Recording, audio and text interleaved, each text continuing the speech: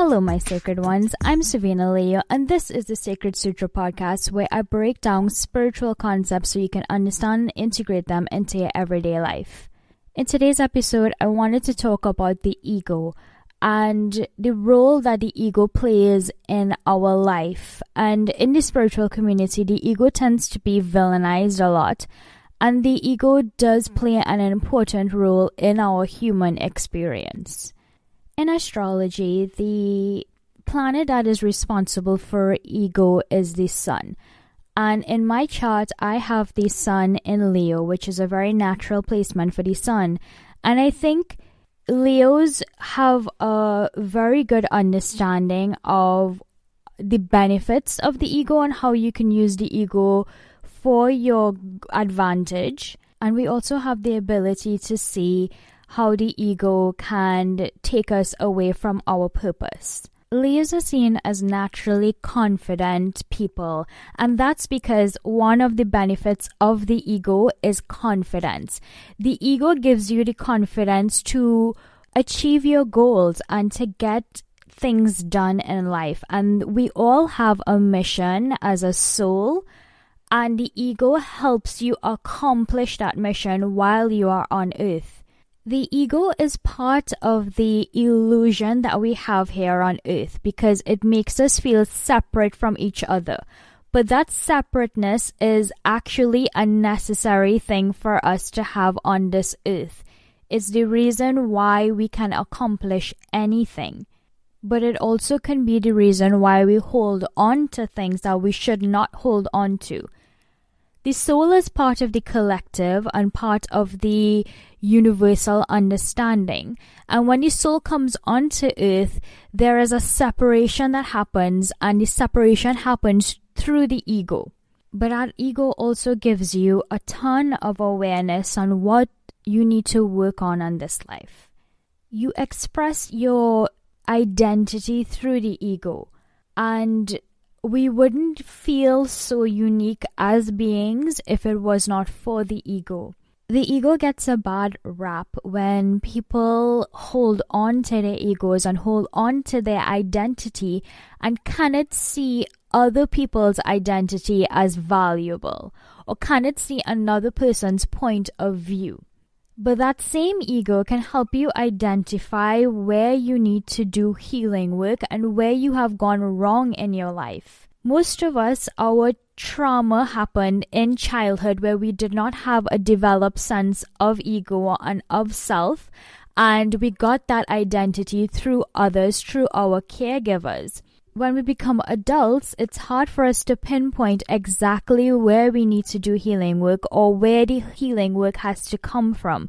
And the ego can help us understand or pinpoint exactly where we need to be doing the work. So one of the killers of spirituality and your own personal spirituality is people pleasing.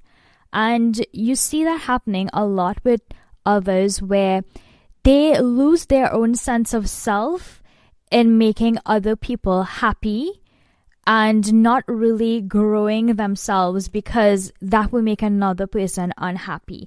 And the ego can help you in that way, where the ego gives you the confidence to put boundaries up. The ego says, hey, no, I have to put me first. And my happiness and my growth is more important than anyone else's opinion. That selfish side of ego is actually beneficial when you have been a people pleaser your entire life. Your ego now becomes your greatest protector because you start to value yourself. And being a spiritual being is all about self-reflection, self-awareness, and that is where the ego can be beneficial. Think of it this way. The divine created the ego so you can have a sense of self. It understood the importance of the ego. So villainizing your ego is not the way to go. The way to go is to find a balance between self-identity and understanding others. Someone who has, let's say, the sun in the 10th house might struggle with the ego because the 10th house is the highest placement in the entire zodiac chart.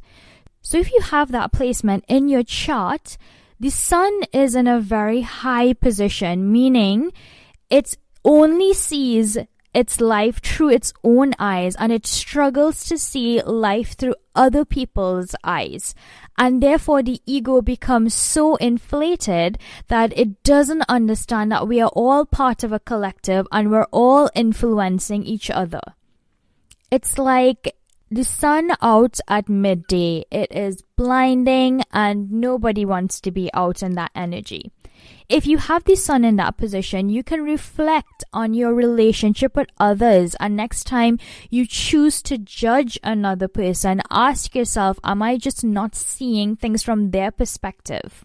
If you've ever done psychedelics, they tell you that the ego dies, but that is not really what actually happens. The ego steps aside so you can remember what and who you truly are. The ego doesn't die, but the veil of illusion comes down so you can see and feel what real true love is and experience your true potential. Being attached to the ego is where people run into problems. If you see the ego as a tool that can help you understand yourself and maybe help you understand other people better, then the ego is working correctly. So the next time you start to villainize your ego, just ask yourself, am I using my ego correctly? Am I using the tool created by the divine, by source, by the universe? Am I using it for my spiritual growth, or is it hindering my growth? Am I using it to see others for who they really are and giving them space to grow? Or am I using it to hold myself back? Just remember that the ego is a veil put over us to help us achieve our soul's goal. It's not a negative or positive thing, nor is it the hero or the villain. It's just a programming that we all have that we can use. The ego is a necessary illusion, and without it, there would be no human experience. We have to learn how to work with the ego instead of against it or give it too much power. If you enjoy my content, please feel free to share it with someone who you think it would help. If you haven't joined my waitlist for my manifestation masterclass, the link is below. I'm going to go through the steps of how to manifest anything in your life. I'm also going to give you a bunch of witchy tips that I use. And you could get my free 21 radical affirmations for manifesting in the link also below. It's not your typical affirmations because I find sometimes that those affirmations don't work so well. It's out there weird radical affirmations that might actually work for you. Thank you so much for listening. I will talk to you guys soon.